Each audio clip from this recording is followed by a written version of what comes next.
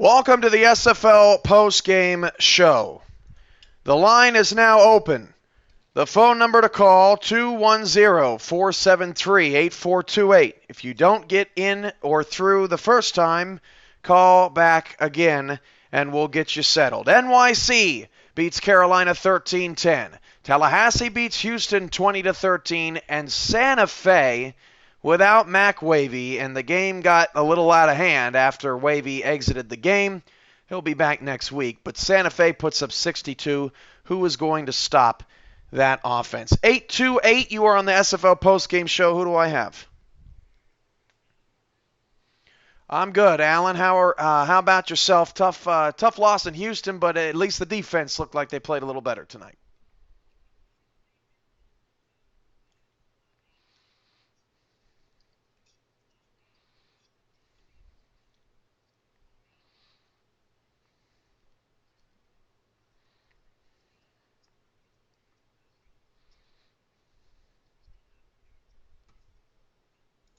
Tallahassee. And I will say, I blame this loss on myself. I mean, mostly as a coordinator. I mean, I'm the OC. My job is to get their offense rolling. And, I mean, we're staring 0-2 at the face and heading into probably the number one team in the SFL right now in Louisville next week. Hey, Alan. Yeah, okay, there we go. Yeah, everyone was harping on me because they couldn't hear you, but they can hear you now. It must be something about when you call in, but I think it's just the first call jitters there. But you got to see Tallahassee's defense firsthand tonight. You know, the Maulers scored 13 against them too last week, and they put up 38 tonight. So are they the real deal? Tallahassee is going to be a tough team to beat. I mean, I said in the pregame show this week, a team that figures out the defense first is going to be a strong contender in the SFL. And right now, it's Tallahassee, in my opinion. Offensively, a bit of a different game for you guys. Couple of picks late to Grayson Rivers. I don't think many people have really expected Grayson Rivers to be a name that people would know through week 2. He's already got 3 interceptions. But a really good drive there at the end of the game. Pins and needles there, I'm guessing, at the end for you because, almost a Courtney Coleman moment all over again back from the Teal Championship game with that drive. I mean, exactly. I mean, I wasn't here during the Courtney Coleman era, but I'm here now, and me and Sam's got a lot to work. I mean, I know we got a long way over till next Thursday, but we're going to have to get our game plan into settled. I mean, we got probably our biggest test coming in against the number one team of Louisville and Lou Wolfpack, and I know he will have his guys ready, looking like we're not 0-2. I mean, right now, I mean, I hate it for the guys. I mean, we got rookies probably in the locker room right now crying. I mean, all we can tell them is, I mean, we can always tell them wait till next week, but it's starting to be unacceptable. I mean, me and Damon is going to have to start working even harder. I mean, we're staring 0-2 right in the face right now, and 2 games behind the division. You know, it's week 2. A lot of people tonight specifically because there was a lot of tough, gut-wrenching, bizarre calls as well by officials. I mean, it just was a rough night for them. But a lot of people, the concern starts to set in for you. But 0-2, you're 2 games back. There's 10 games left. How do you balance? Overreacting to one specific loss and also understanding that it is serious because you do need wins eventually? Exactly. I mean, I've never faced this situation in over my 2 years in the SFL.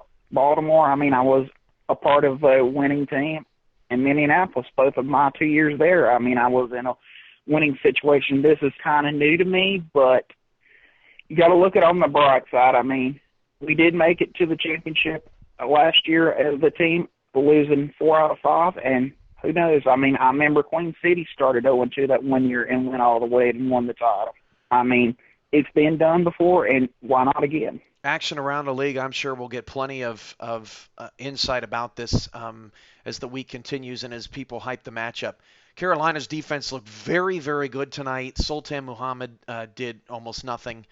And they got the 2 gold corners, and it looks like the defense has smoothed things over and figured some things out. Meanwhile, on the flip side, Santa Fe has the 2 gold receivers. They put up 62. Now, albeit it was a game that once Wavy went out, Minneapolis stayed in for a good while, a good quarter, until Exactly. towards the end of the third quarter. But Santa Fe just sort of blew the door open, and some would say, sort of rubbed it in their faces by continuing to pass and doing what they did. But with Santa Fe's 2, with their 2 gold receivers against Carolina's 2 gold corners. How excited are you to finally see that matchup? I mean, it's totally amazing. I mean, it looks like Winter 15 Maulers all over again. And Ramos Flynn is doing an outstanding job there in Mexico. I can probably speak for Thomas and TJ, the original expansion between me, him, and TJ with the Baltimore Crabs that summer 14th season. I can say that the rest of the league has finally caught up with us, and it's going to be a major challenge for the 3 of us. And potentially Baltimore actually starting 0-2. I mean, I've never seen, 3 teams that were good last year could start 0-2 this season. I mean, it's amazing to see that. Alan, I always appreciate the time, my friend. All right, thank you so much. Thanks. That was Alan Drum, 908. You're on the SFL Postgame Show. Yeah, hello, Cam. Hey, who do I got with me? It's Adam McCoy, Santa Fe Gorillas. Mr. Okoye, you got a pick late. How good did that feel to not only boy, we got a lot of callers tonight. One at a time, please, because we got to be able to hear the current callers. So just please try to wait your turn because we're going to get to all of you. Anyway, sorry, Adam. Okay. The interception in garbage time. The defense leads up 38, but that's gotta wipe away all those concerns about all the touchdowns given up, right? Yeah. Well, it felt good to get the interception. I mean, the past 2 weeks. Sorry. The past 2 weeks we've done very well. Adam,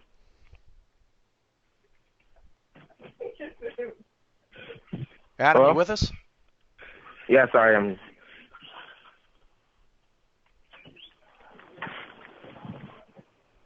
Yeah, well, sorry, I was breaking up. Hello? Yeah, you're still here. You're still here. Go ahead. Sorry. All right. The past 2 weeks, our team has played very well. The defense, we're not the top defense in the league, but we've done very well. Matt Wilson has been diming down the field. He's been doing his job. I think we're a top contender for the finals, and yeah.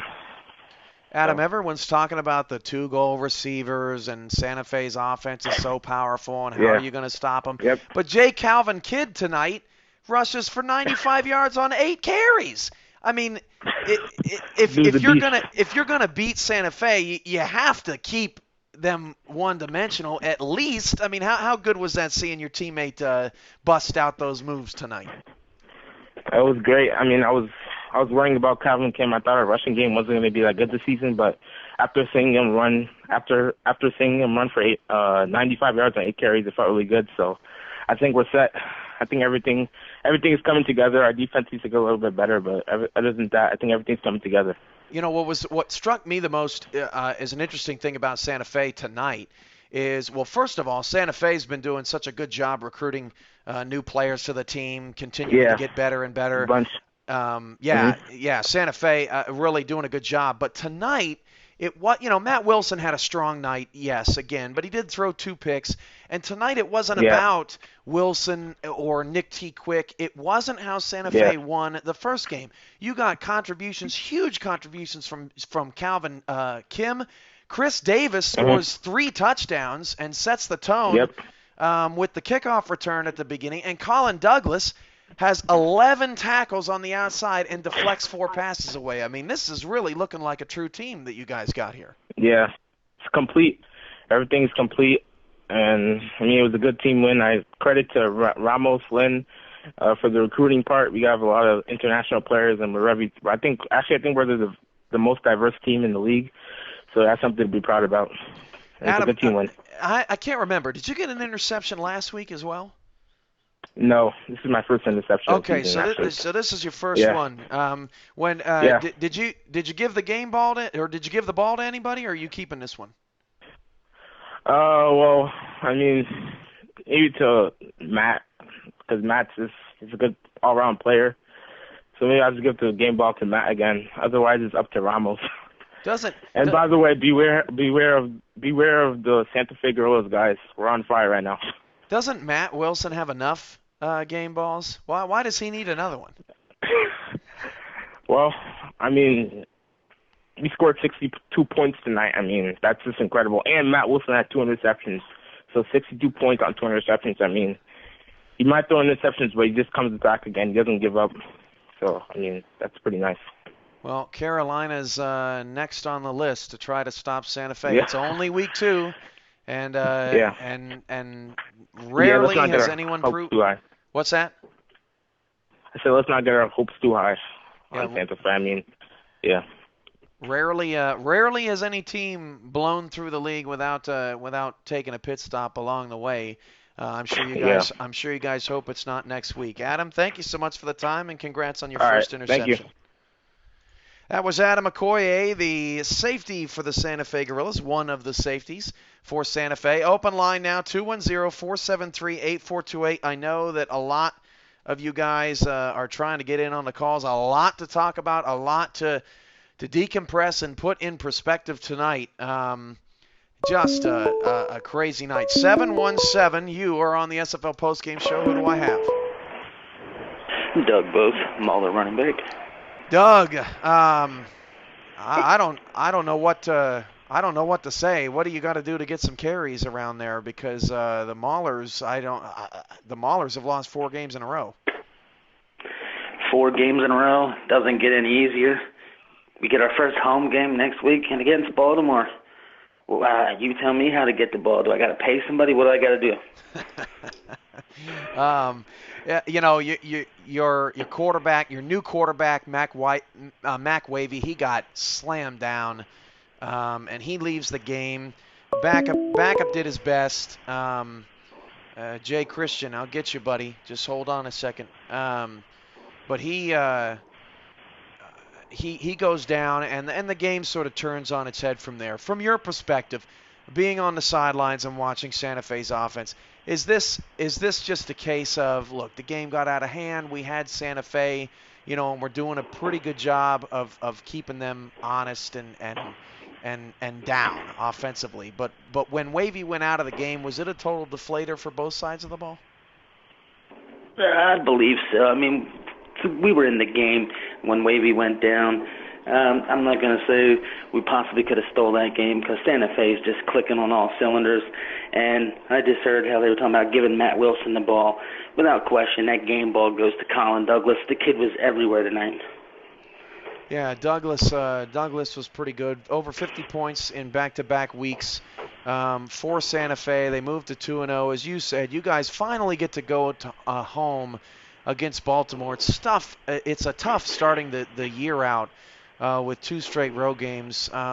What's it going to be like to be back in Minneapolis and to really, try to show the fans that, look, we know the last time we were here, we lost that game in OT in the playoffs, but keep believing in us because we're going to eventually break out of this funk. Exactly, and the fans will get to see Mac Wavy, and people can see tonight after last week's, as he called it, mess. We got together this week, as I told everybody we would. You could see his confidence tonight prior to the injury. He'll bounce back. We need the fans there in Minneapolis to rally behind everybody. Koma Kaleka seems to have finally woken up. So the defense is starting to get a little bit moving. But we gave up 62 points, but we scored 38. And most of that was with a backup quarterback. So there's some positives to take from this. I know Joel Walinga's your boy. 164 yards and 3 touchdowns tonight. I mean, where did that come from? The boy's been eating his Wheaties. I would say so. What do the Maulers have to do to get prep for Baltimore? Obviously, very interesting team. It's going to be hard to gauge these first 5 weeks what Baltimore has to offer because they are playing such a grueling schedule. Just how good are they, even though they lost to Louisville? Well, I went on the record and said that I thought Baltimore would be the team to beat this year in the SFL. And so we're going, as I said, it won't get any easier. We're going home. We got to play them. We got to see what they bring to the table later this week, really scout them hard. And as you had said when I first got on the call, you got to start running the football a little bit more, not just because I'm carrying it. We got to play some ball control, keep the other team off the field, and start putting up some more points. All right, Doug Bose, Minneapolis running back. Thank you, sir. All right, take care. Open line now, finally. Come on, folks. Show some patience. I'm just kidding. I understand. 210-473-8428. Everyone wants to talk about a special edition of Monday Night Football, one day removed. 442 is now who I have on the call. You're on the SFL Postgame Show. Who do I got? 442. Hello? Hello, are you with us? 442, didn't have you. Try back again here in a bit. 210-473-8428 is the call-in. Let's try 442 again. 442, you with us? Yes, I am. All right, who do I got? Ramos Lynn. Oh, hey, Ramos, how you doing? I'm doing very good, and you? Are you? I'm good. I'm as good as can be. Have they dumped champagne on you yet?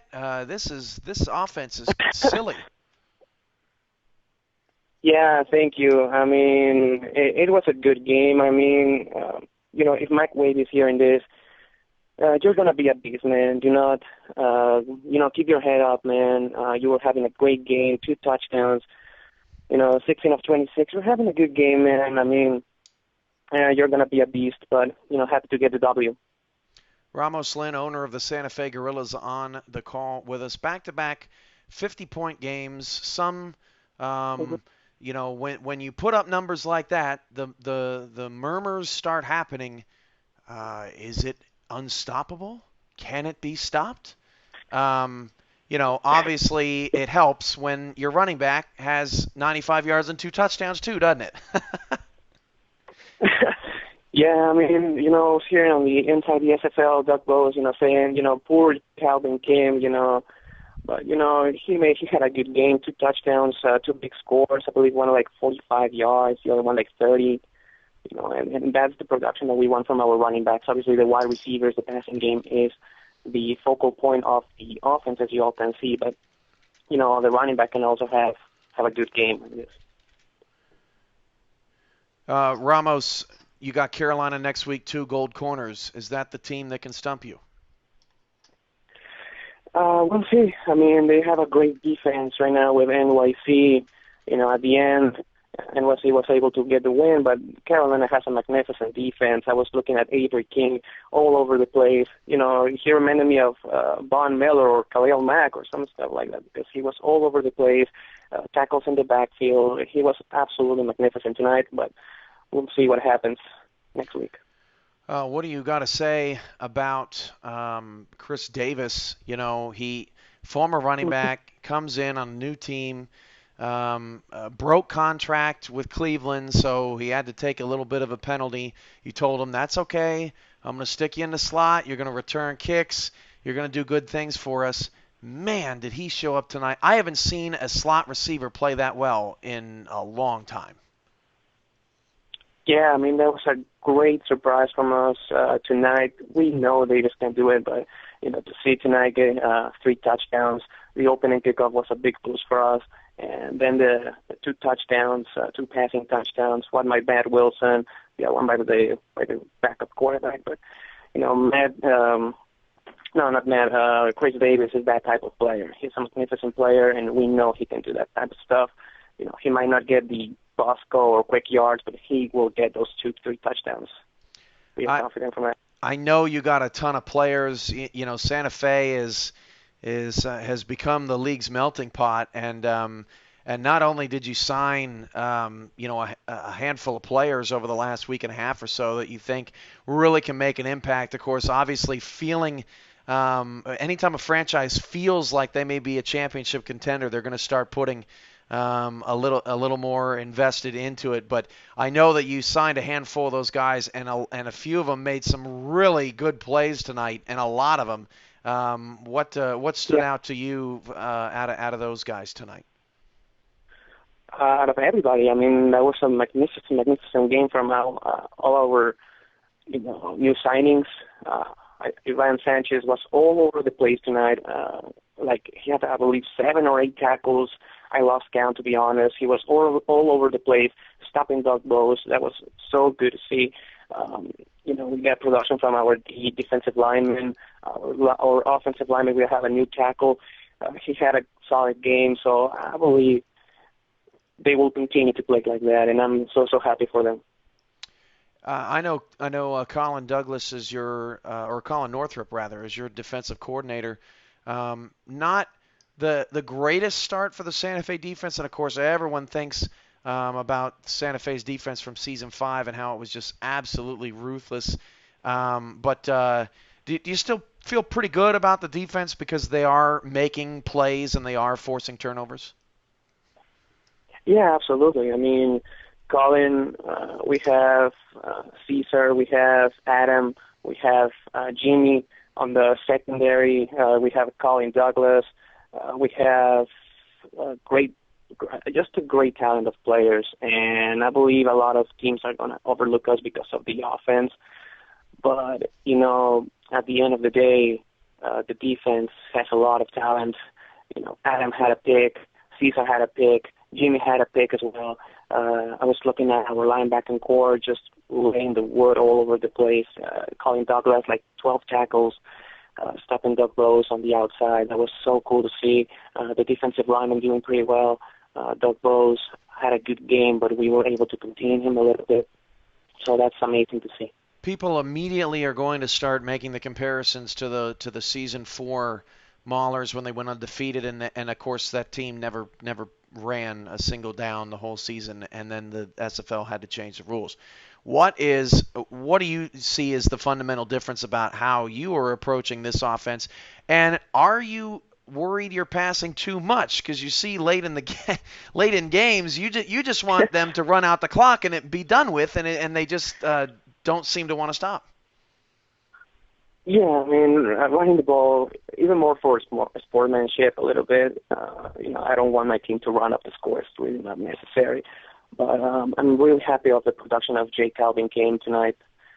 2 touchdowns and just getting first downs, great moves.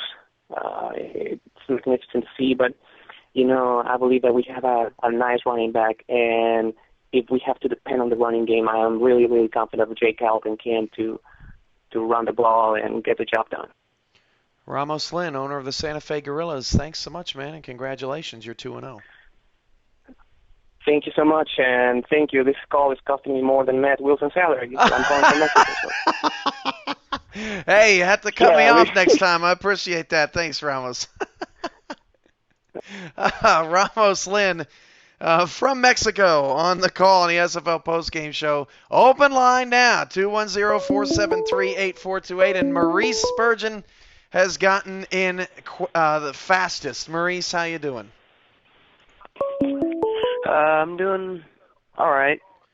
Well, obviously, and let's address the first part of Carolina's frustration tonight. Obviously, apparently, you and the coaching staff, you want to return kicks. You're not being able to return kicks right now. You had to have been angry about the fumble to start the second half. And while I wouldn't agree with that it cost Carolina the game, certainly was a big moment. Is there any way to leave that, set that aside and look at the rest of the game, or does it stick out to you?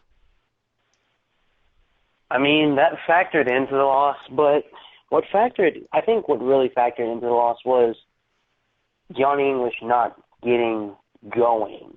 Like, Jamison Monroe played well outside of that one pick in the red zone, but Johnny English just couldn't get going. He had, like, a few good runs, like decent runs, but nothing, like, where he was consistently gashing them. And we gave our offense plenty of chances. It's just, you can only pass so much before they key in on it, and you have to run. And credit to New York for stopping us, like, while we run the ball. But, The defense was much more what people expected Carolina to provide. You and Blake Chance were outstanding. Terminus Law and Sultan Muhammad, I think, combined for maybe 8 catches all night. And considering NYC doesn't have a super strong run game or a gold or silver tight end, they rely on those wideouts, and they were completely shut down. Did you feel like it was more of NYC still trying to find their rhythm offensively, or did you notice a shift in your defensive unit playing better tonight?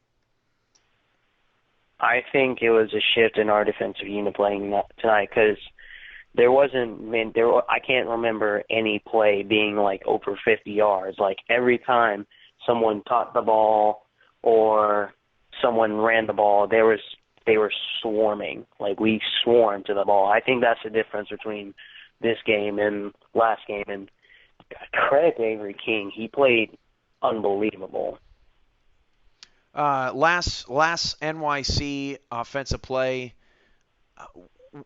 that scored the touchdown that won the game. What happened?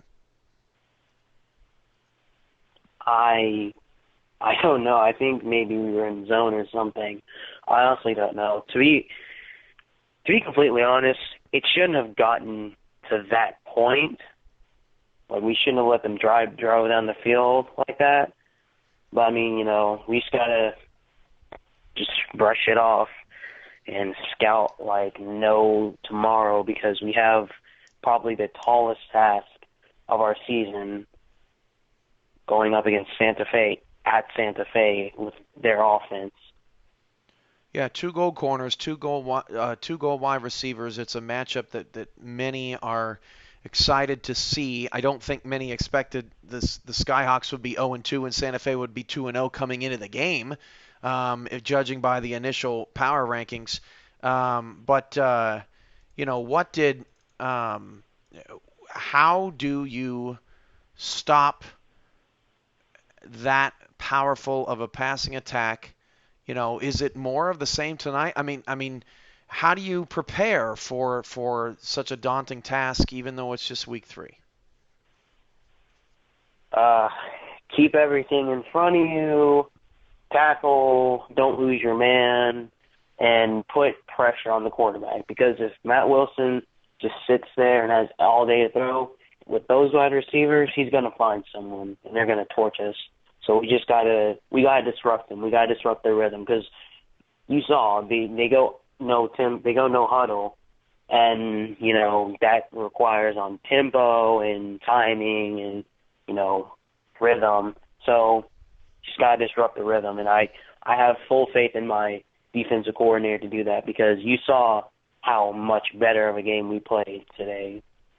You were on the sidelines when the clipping was called on Sean Harrelson, and looking at the replay, it looked like it was completely out of left field. Was that the most frustrating thing of the night, or was it something else? Or let me ask it in a different way. Was it that type of night for you guys? It was a combination of that and just our run game just not getting anything going. Like it was a frustrating night, but we'll bounce back. I know for a fact we'll bounce back. We have the pieces in there to show people like we're not a pushover. We have the pieces in there to be something. We just got to put it all together. And I think this game coming up against Santa Fe will be our chance to show that we can put it all together. Maurice Spurgeon, cornerback for the Carolina Skyhawks. Always a pleasure. Thanks, you too, Cam. Open line, 210-473-8428. A lot to digest and compress tonight. Just a couple of really low-scoring defensive knockout, drag-out fight. And I want to mention, too, Avery King with 14 tackles, 4 for a loss tonight. He was unbelievable. 5'8", you're on the SFL postgame show. Who do I have? Hey, it's everyone's favorite quarterback, Matt Wilson. Now, Matt, I feel like you're maybe getting a little bit of an ego now for some reason. No, all in good fun. Maybe it's because your offense is averaging 57 points a game or whatever it is. I don't. My backup played better than me. Come on. I'm sure he's excited to hear you say that. Adam Okoye gives the game ball to you. Who do you give the game ball to? I give the ball back to him. He deserves it. Well, that's very nice of you. You don't give it to. I mean, I got to tell you, I'm sure, home opener, everyone's excited. Santa Fe, there's a lot of buzz around this team. Everyone packs in the stadium, and Chris Davis blows the roof off the place and keeps you on the bench. The nerve of that guy. I'll take points any way I can get them. Running back had a great game too, so as long as I don't meet the same fate as Wavy, I'm a happy camper. Keep me off my back. You saw what Carolina did tonight. Really good job on the outside. It's good to see Chris Davis, J. Calvin Kim. Miles Morales had another strong night again as well, over 100 yards. You have other weapons. You have other pieces. Is that who you have to look to in a matchup like Carolina, or are you confident that you can continue to operate business as usual?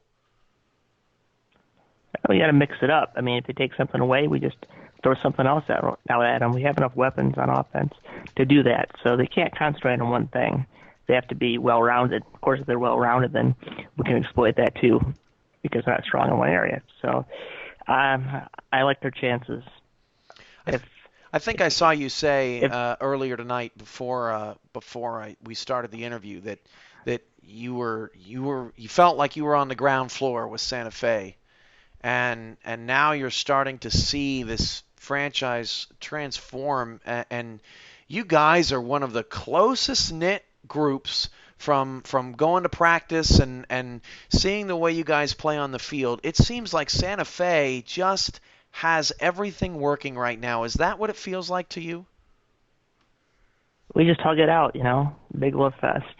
We're close, we work hard, and it's showing on the field this year for sure.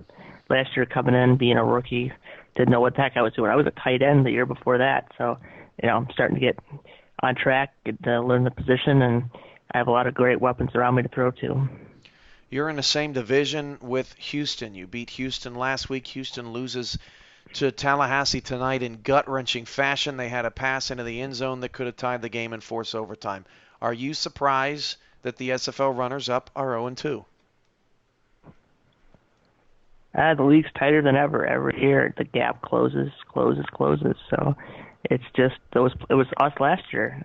A couple plays and we could have made the playoffs too. So, just how the league is. Just got to take advantage of your opportunities.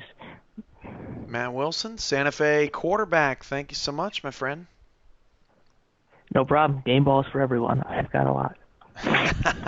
Thanks, man. The comedian and the guy with 435 yards and 4 touchdowns tonight, Matt Wilson. Open line again, 210-473-8428. We'll keep rolling it along as I keep getting calls every 5 seconds that I try to talk about something else. But Santa Fe, Tallahassee moved to 2-0. NYC gets their first victory, 5-1-3. You're on the SFL postgame show. Who do I have? This is Andy. Andy Hamilton of the Carolina Skyhawks defensive coordinator. That right? Yes, sir. That's me. Okay, I guess you're the only Andy in the league so far. So at least we don't have a duplicate there of you. How do you take this night and spin it into a positive as the defensive coordinator that gave up 13 points and just 254 yards? Defensively, I think we played very well. I think we kept everything in front of us, and up until the last drive, we really didn't let much up. When you look over the points that we did give up, 3 of them were given away near the end of the half. Only 2 field goals. We held them when they punched into our red zone. I think that was very important. But really, I think offensively we had a much better game than we did last week. And I think that's a big thing to look at as well. The whole unit, the whole team played well, and I think it was just a rough game overall, and we're just still pulling all the pieces together. And moving forward, tonight was a very positive night. Yeah, I'm not sure I've ever seen a team have 344 total yards and just 10 points. Credit to the OC, Shan Varner. It seemed like he did a lot of positive things in the right direction. And the comment made by Spurgeon about Johnny English and him struggling, NYC did have the number 1 run defense last year. So going by that formula, I would imagine that Monroe would have had to step up tonight, which he did. But from a defensive perspective, I want to get you to touch a little bit on Avery King, because this guy is an animal. King played incredibly tonight. Big hats off to Avery King for playing so well tonight. But the defense is such a star-studded team. I don't think lifting up one person is really fair. Week in and week out, it could be a different guy. This week it was Avery King. Next week it could be Nick Fargo. The week after it could be Blake Chance or Maurice Spurgeon. Last week, Tony Willis had an interception. So it really could just be any guy, any week, and I think that's a big thing for our defense to have. Sultan Muhammad, really quiet night, and I got the numbers right here in front of me. 6 for 64, but he had 32 of that on the one catch, I think, just before the half, where he just made a play. Terminus Law with just three grabs on the other side. Does seeing your defense tonight against Muhammad, 9 targets, 6 catches given up, does that give you further confidence that your defense is going to match up well with Santa Fe and you will be able to prove that they can be stopped next week? I'm certainly confident in our defense's ability to step up to the challenge. I think when we looked at New York, we definitely looked at Muhammad as being the target of that offense and what that offense usually runs through. So in looking at bottling him up, that was something we put a focus on defensively this week. And clearly we at least did our job enough to keep him bottled up. The tight end in the middle was something, Swaim, I think was his name. Yes. He was someone that we couldn't necessarily bottle up. So that's definitely something we're going to go back and work on. But I think it's a big positive going into next week against Santa Fe. And we do have a couple tricks up our sleeve on defense. I've had Santa Fe ranked as the number 2 team ever since the preseason. So we've been watching their film, and we've already been scouting them. And I got a couple things that I'm going to pull out of the bag, and hopefully that'll be able to possibly put a hold on that air attack. Andy Hamilton, defensive coordinator for the Carolina Skyhawks. Thank you so much for your time. Thank you.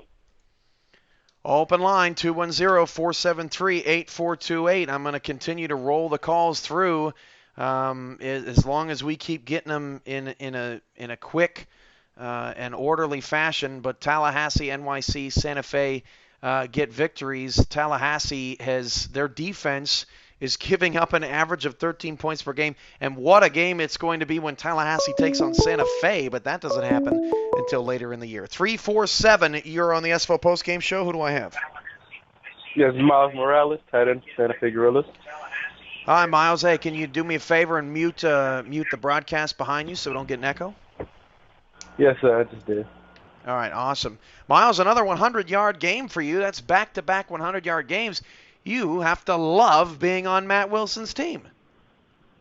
Yeah, it's the passing attack is definitely dangerous, and Matt is spreading the ball out perfectly, I think.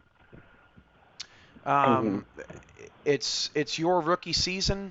It's your first time calling in, I believe. How'd you find out about the SFL? Tell everybody a little bit about yourself.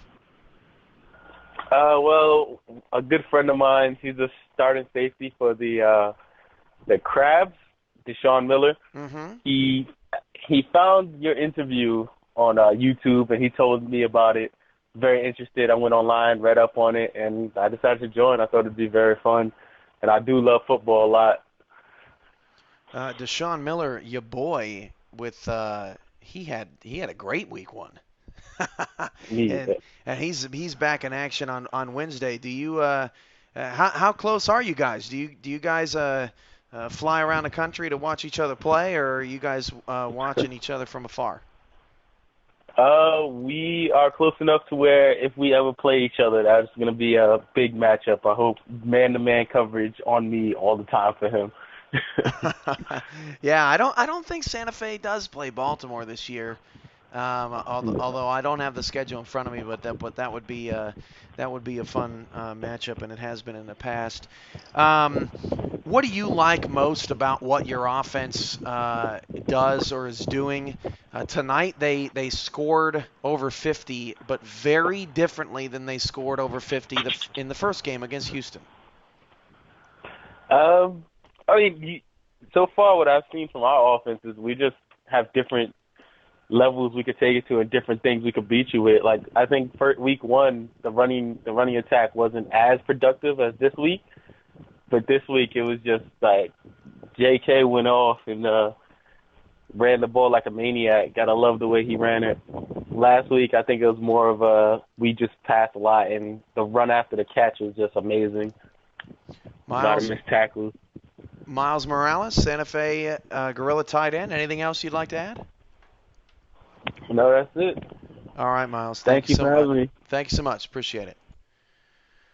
Open line again, 210-473-8428. This is the last call of the night. Apologize if you didn't get in, but we got to cut it off, and you can continue the conversation on Slack with the rest of your teammates and coaches and owners and everyone around the league who has plenty to discuss.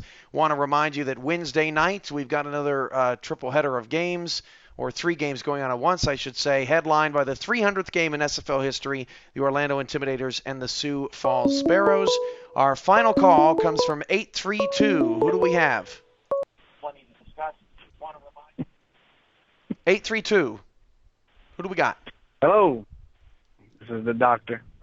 Hey, Damon, how you holding up, man? Oh, man. I had better days. I thought they were going to pull it out on that last drive. It was the Teal Conference Championship all over again. It was the Teal Conference Championship all over again. I took my hat off to Frank and Tallahassee. I mean, they did a lot of adjustments during the off season, and it was for the better. I knew the defense was going to be pretty tough this year, especially in the secondary. I mean, the rain played a factor in the game as well, but I'm not going to put all the blame on that. I take full responsibility. I don't blame it on the offensive coordinator. I'm the head coach, the owner of the team. All of it falls on me. I don't put it on the players either as well. Defense played pretty good. Farnsworth Bentley, 3 tackles, 2 big sacks on Alexander West. Quarterback played pretty decent in the rain. I mean, besides the 2 picks. Darnell Black, I just don't understand why, the AI kept taking him out of the game in the red zone. Him in the red zone on that last, not on the last drive, but on the when we were right in scoring range, and they put Elliott in. I think that Black could have got in on one of those runs. Besides that, man, it was a great game. It was a great game to watch. Very exciting. Great defensive game on both ends. But like I say, tip my hat off to Frank. This is not the way I wanted to start the season as 0-2. I wanted to break that curse of teams making it to the championship game that starts 0-2. But hey, here I am. But it's a long season to go. We'll be back.